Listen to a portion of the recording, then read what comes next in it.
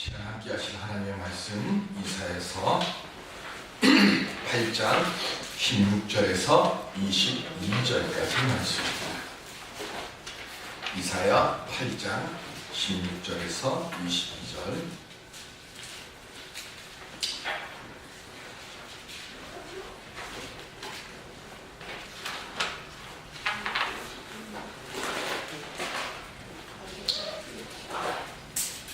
너는 증거의 말씀을 싸매며 율법을 내 제자들 가운데에서 봉함하라.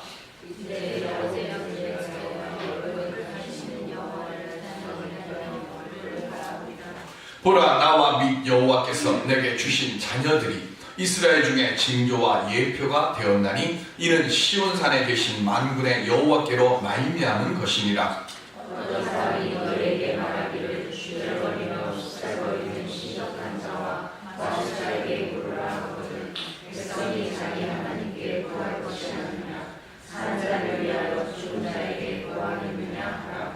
마땅히 율법과 증거의 말씀을 따를지니 그들이 말하는 바가 이 말씀에 맞지 아니하면 그들이 정녕 아침 빛을 보지 못하고 공부하며 굶주릴 것이라.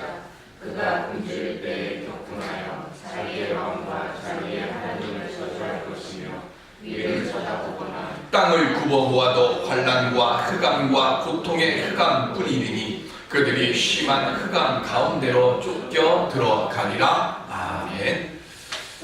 우리 인사하실까요? 주님이 함께 하심으로 할 수 있습니다.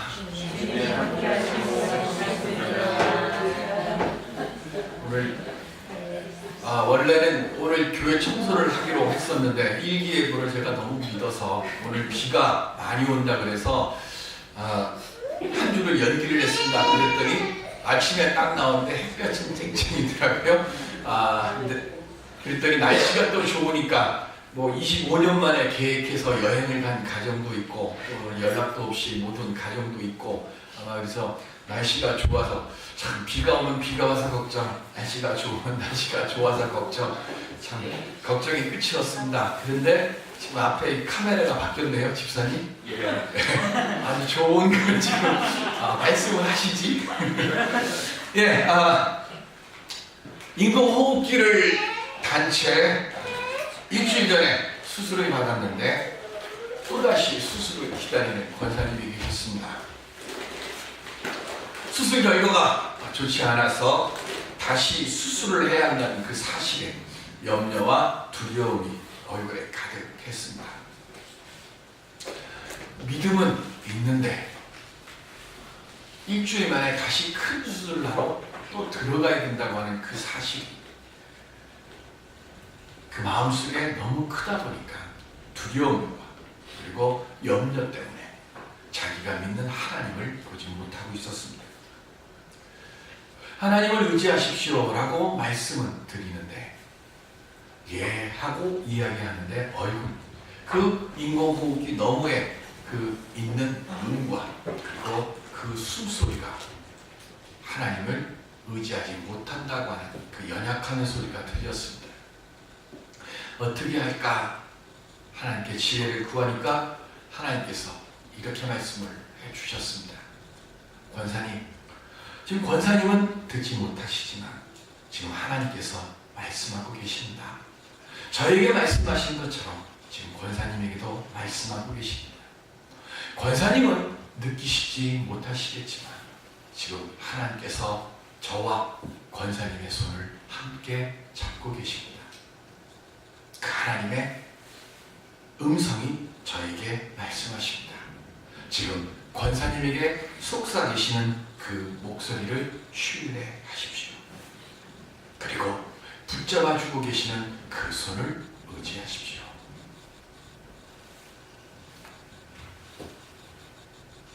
수술을 잘 마치고 그리고 나왔습니다. 제가 목회를 하면서 심장 수술만 한 10번 넘게, 심장 수술은 연세대학교 신촌 세브란스 병원이 최고라 그래서 거기를 참 문턱 달도록 수도 없이 다녔습니다.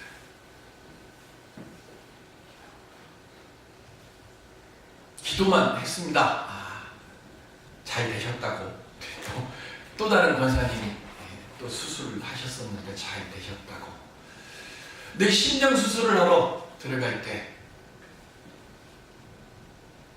어떤 분들은 저 허벅지서부터 해서 튜브를 쭉 밀어서 올려서 심장에 있는 막힌 혈관을 뚫고 하는 그것이 수술이 끝나고 나서도 찌릿찌릿한 그 감각이 옵니다.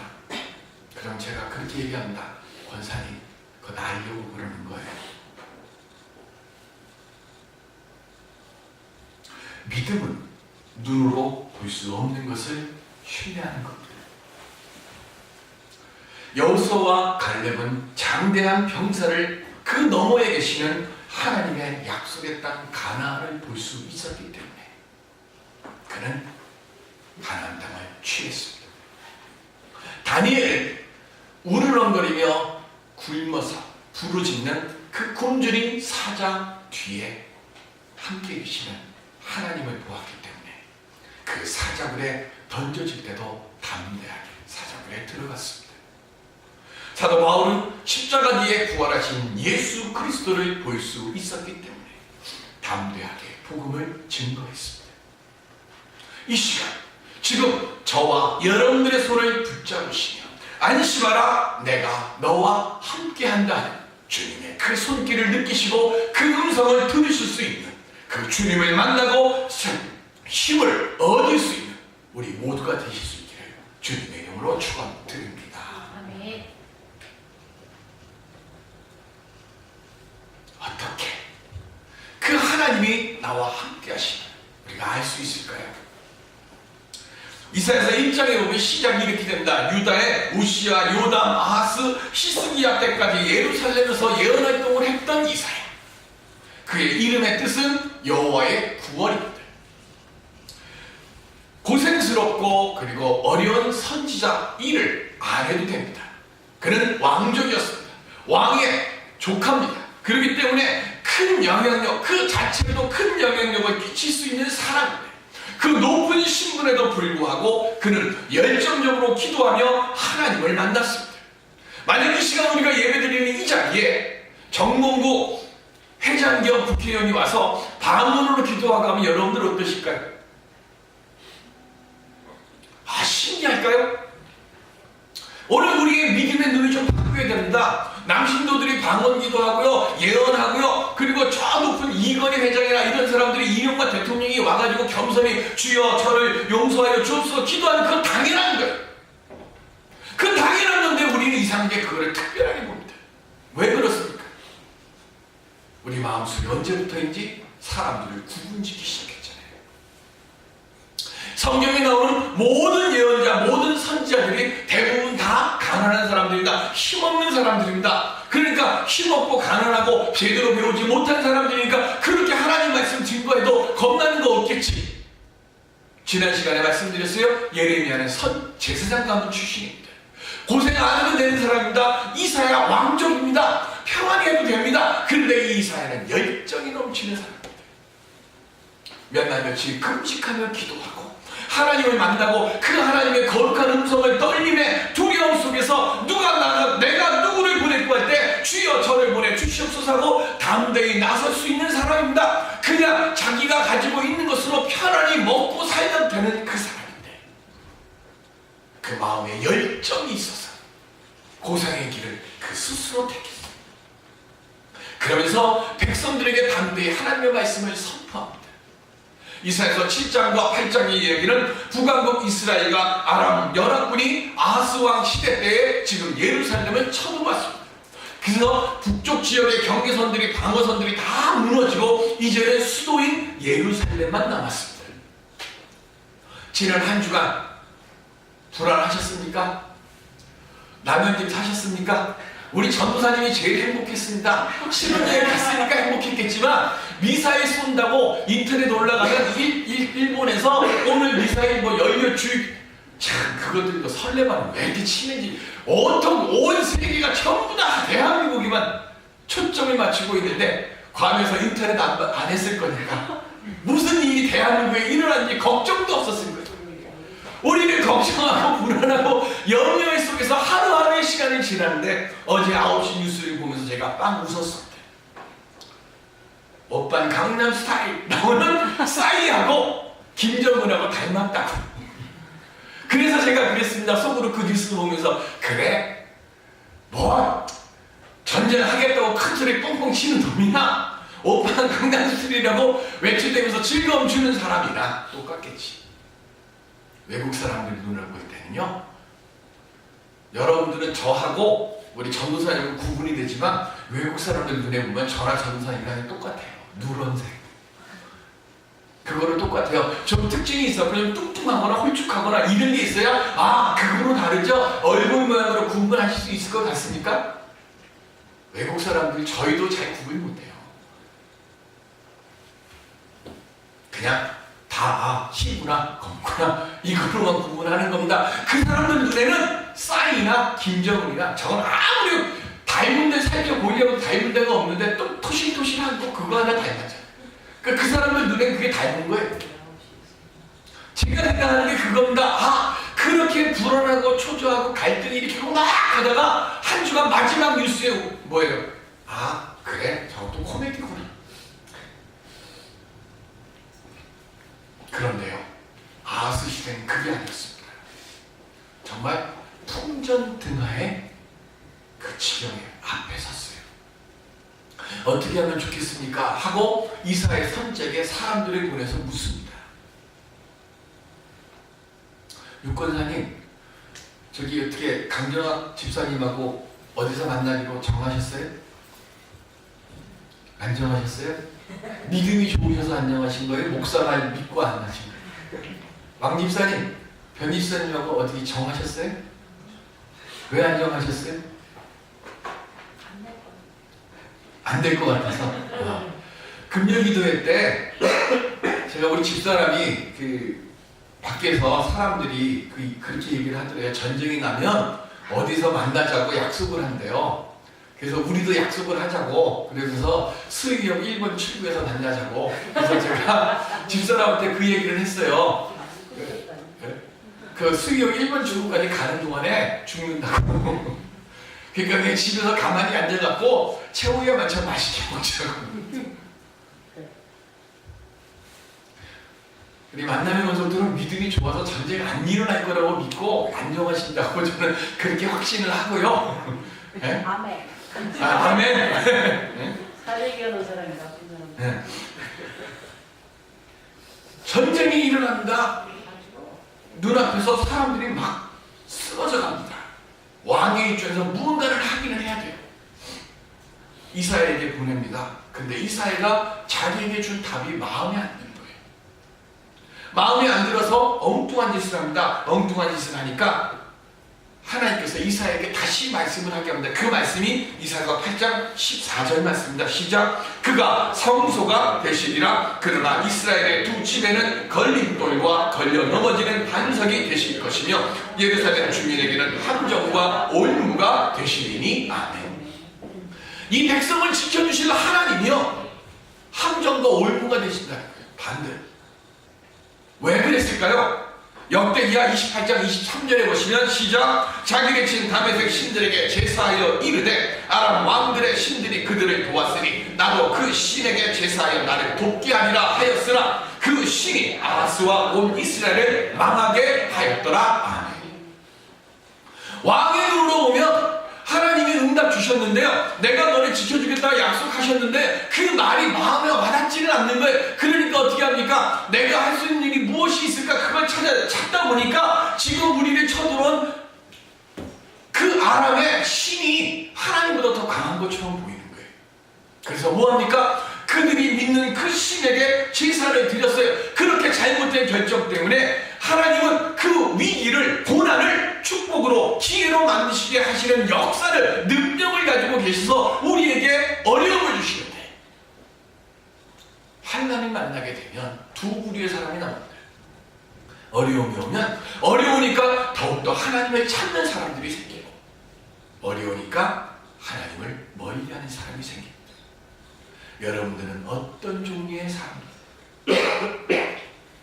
아하스 왕은요, 하나님께서 응답을 주셨어요. 그 응답이 뭐냐면 이사야서 7장 4절입니다.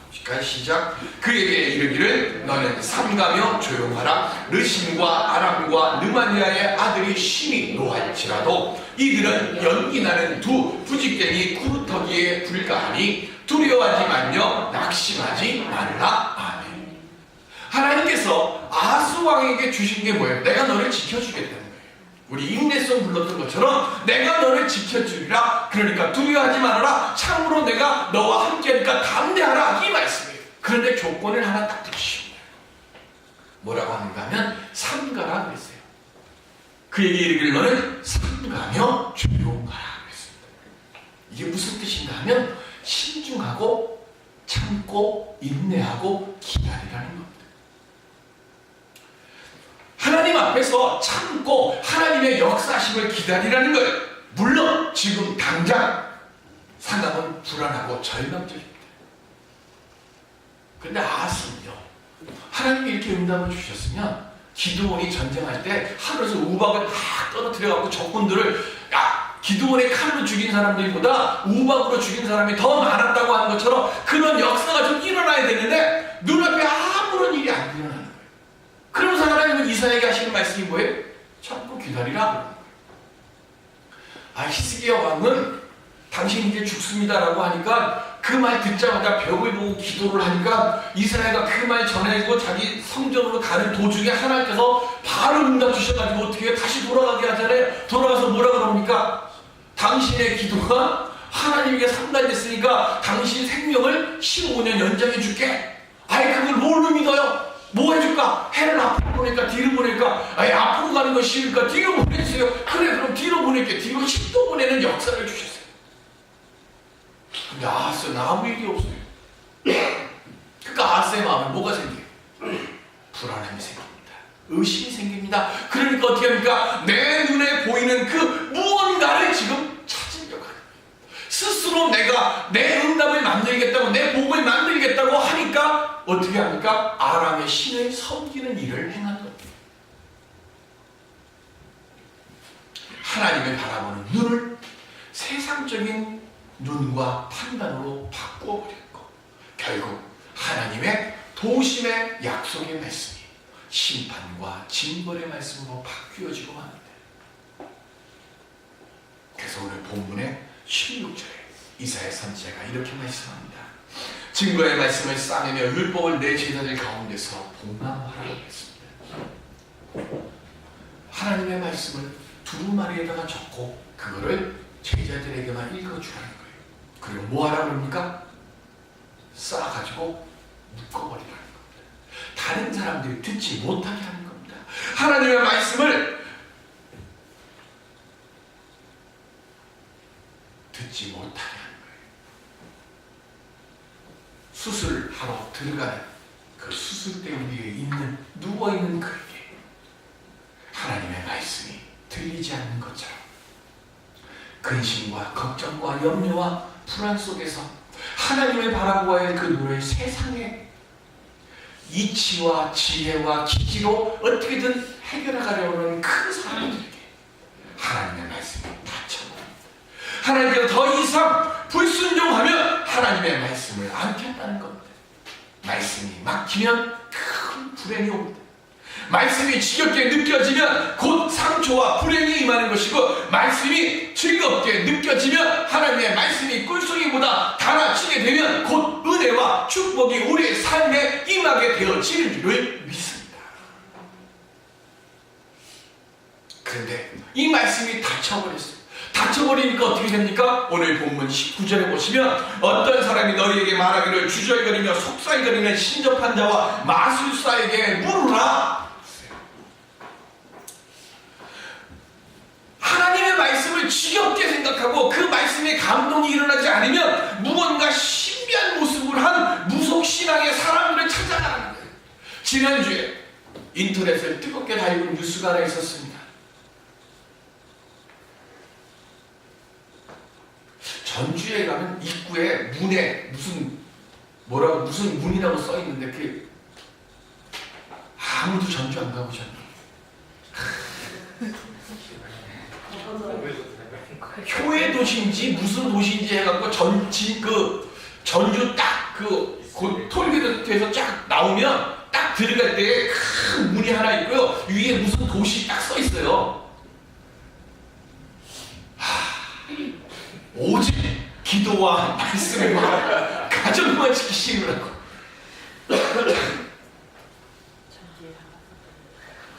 근데 그 전주에 대학생 처녀아이가 나체로 대로변에서 다녔어요. 거기에 뭐라고 나오냐면 아무도 그 아가씨를 이렇게 안 했다고.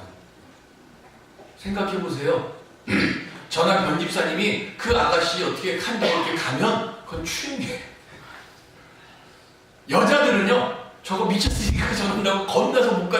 누가 가겠어요? 그러니까 하는 게 뭐예요? 전화로 신고한 거예요. 근데 나중에 그 아가씨가 어떤 아가씨인지 알고서 가슴이 덜컥 앉았어요. 부모님은 신앙생활을 열심히 하는 분들이고요. 그 딸은 신천지예요. 자기 가슴에 화가 있어가지고 이걸 어떻게 주체를 못하니까 옷을 벌거벗고 그 전주 시내를 그 꽃다운 아가씨가 막 다닌 거예요.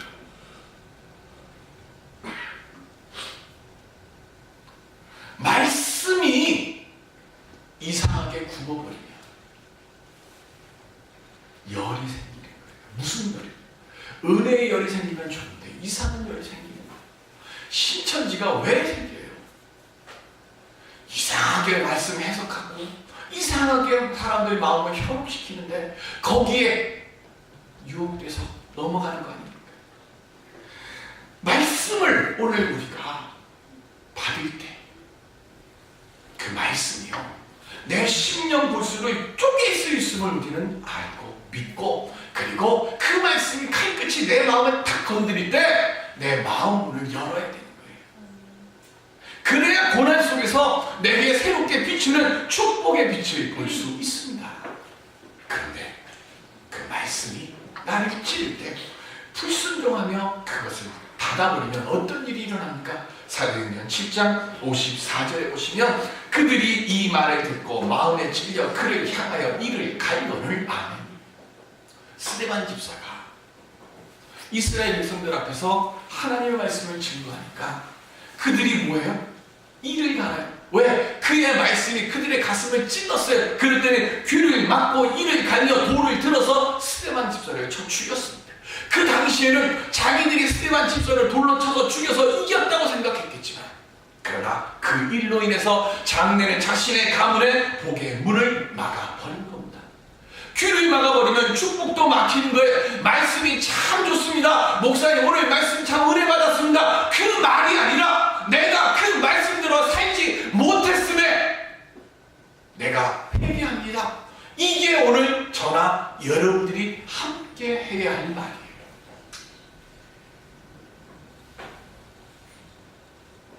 은혜가 없고 하나님의 말씀이 없고 기도가 없으면 힘들고 어려운 이 시간을 우리가 어떻게 견디고 이겨가겠습니까?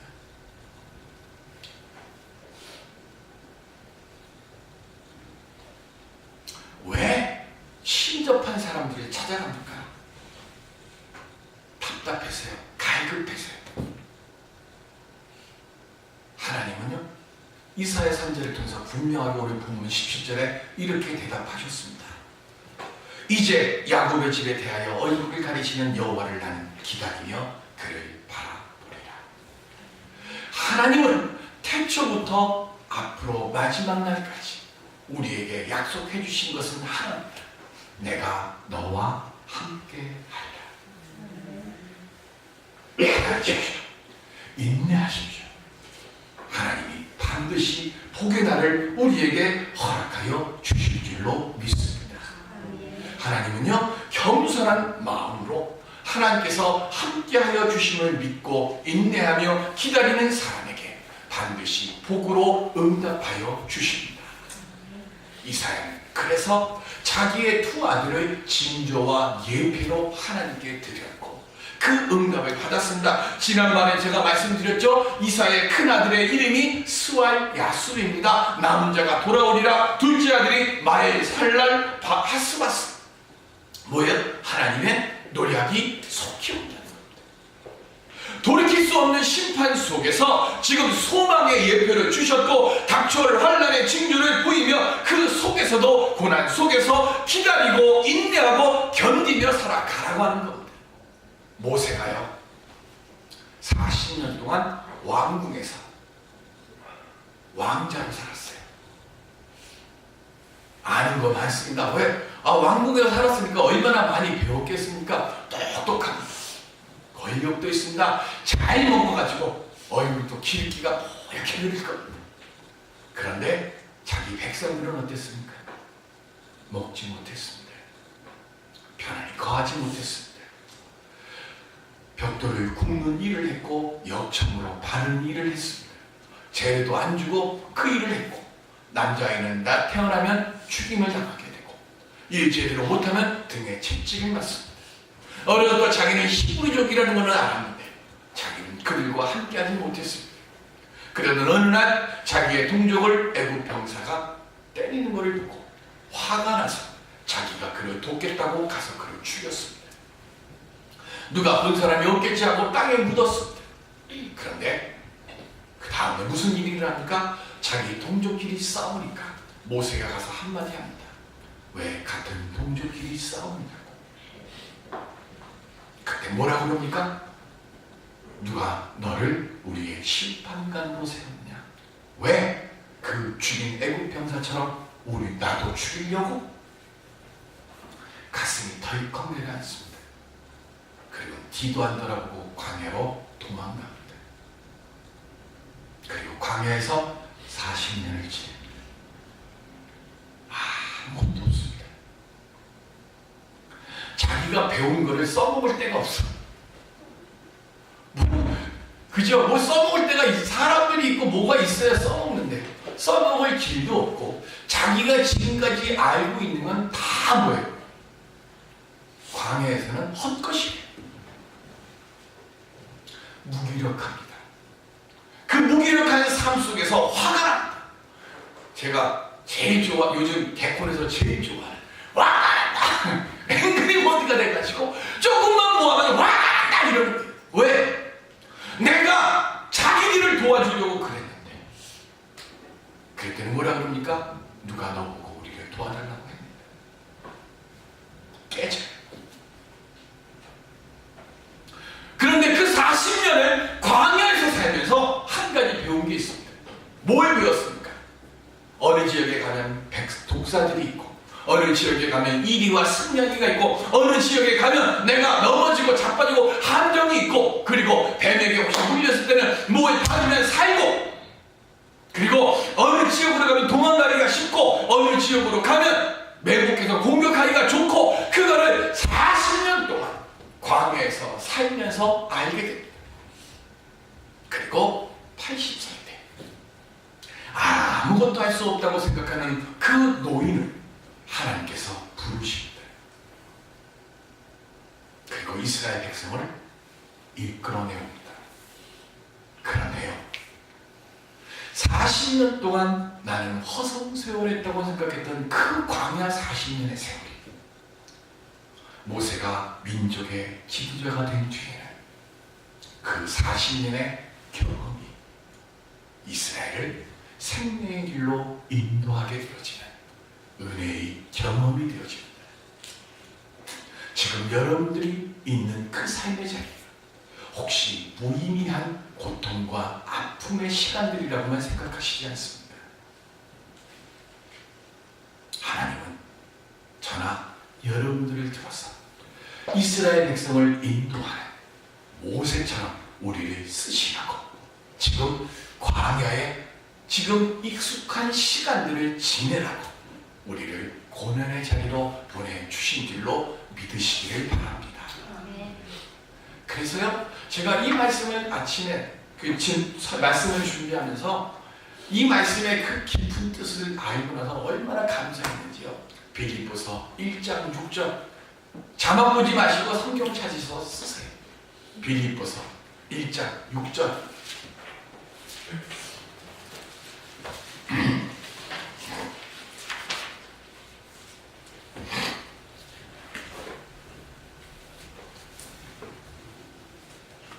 찾으셨습니까? 신약성경 317조 빌립보서 1장 6절 시작. 너희 안에서 착한 일을 시작하신 이가 그리스도 예수의 날까지 이루실 줄을 우리는 확신하노라. 아멘. 고난의 시간이요, 그 광야의 시간이 하나님께서 계획하신 거예요. 무슨 계획하신 거예요? 좋은 일 이루시기, 선한 일 이루도록 하나님께서 계획하신 거예요. 내가 지금 아픈 거, 내가 지금 힘든 거, 내가 지금 내 마음을 아무도 이해하지 못한다고 괴로워하고, 지금 내 마음을 나도 모른다고 계획하고 아파하고 넘어지는 그 시간 속에도 하나님